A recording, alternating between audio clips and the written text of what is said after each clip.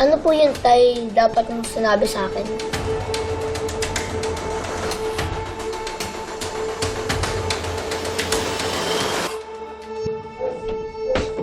Anak.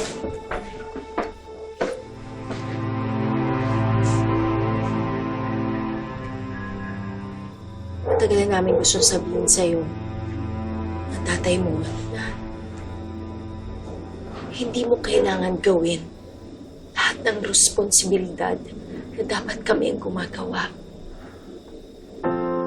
Sobra-sobra na yung sakripisyo mo. Lalo na sa kalagayan mo.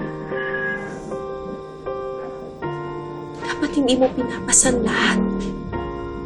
Nay, Sobra kaming abala sa pag-ahanap ng buhay. At ikaw na ang tumatayong magulang ni na Rain and Riley. Na dapat kami yung hindi ikaw, ayos lang yun, Nay. Tay, huwag niyo na po yung alalahanin. Ayun na nga lang po yung pwede kong magawa sa inyo. Anak, huwag mong lalangin yun. Napakalaki ng tinutulong mo sa amin. Pero napakaliit lang kumpara sa ginawa niyo sa akin. Nung nagkasakit ako, nabaon kayo sa utang. Kung hanggang ngayon, inabayadan niyo pa rin. Anak, ginawa namin yan kasi mahal na mahal ka namin. Mahal ko na naman po kayo, Nay, Tay. Kaya ko lang naman po yung ginagawa. Dahil mahal na mahal ko na po kayo.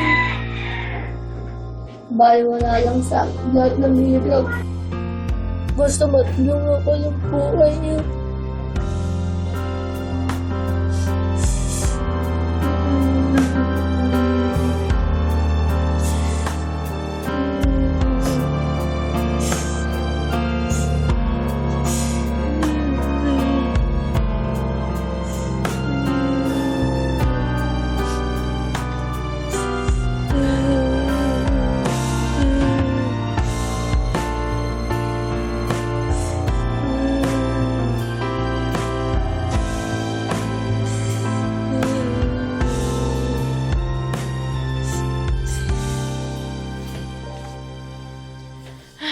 Talagang si Kuya, talagang palagi nilang binibaby.